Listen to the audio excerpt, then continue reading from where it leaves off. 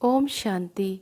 प्रश्न है कि यदि हमें कोई बार बार तंग करता है या हमें प्रताड़ित करता है तो क्या हमें उसका सामना करना चाहिए? क्या हमें उसे जवाब देना चाहिए? तो उत्तर है हाँ।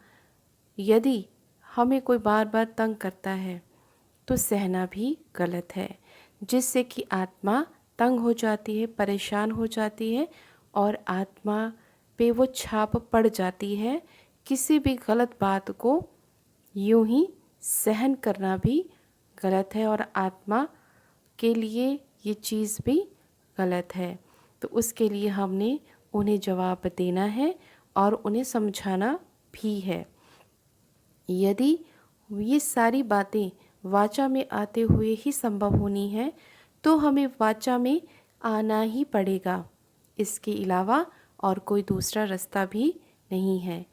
लेकिन वाचा में आने के साथ साथ हमें अपने अंतर्मन की स्थिति को भी डावाडोल नहीं करना है। इस बात का विशेष ध्यान रखें कि यदि हम वाचा में किसी के साथ आते भी हैं तो हमारे अंतर्मन की स्थिति शांत होनी चाहिए, वो उथल पुथल वाली नहीं होनी चाहिए। उसके बीच में ये चीज़ नहीं होनी चाहिए कि हम गलत हैं। इसलिए ये विशेष ध्यान रखना ज़रूरी है। अगर हम किसी से वाचा में आते हैं तो हमें ये ज़रूर ध्यान देना है कि हमें अंदर से भीतर से अशांत नहीं होना है और वाचा में बड़े ही ढंग से, बड़े ही युक्ति से उन्हें रिस्पॉन्स देना है।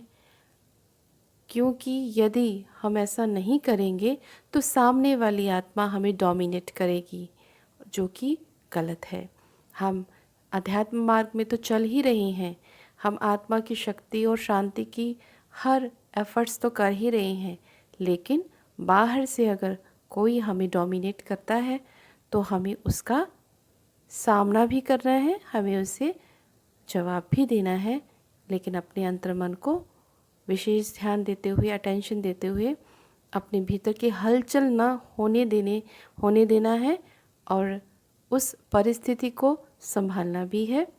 प्रैक्टिकल में ज़रूर संभालना है और उसे हल करना है उस चीज़ को, और सामने वाले को अपने ऊपर हावी होने नहीं देना है। क्योंकि अगर हम सामने वाले को बार बार मौका देंगे अपने ऊपर डोमिनेट करने का, एक्सप्लॉइट करने का, तो हमारी आत्मा कमज़ोर होती जाएगी।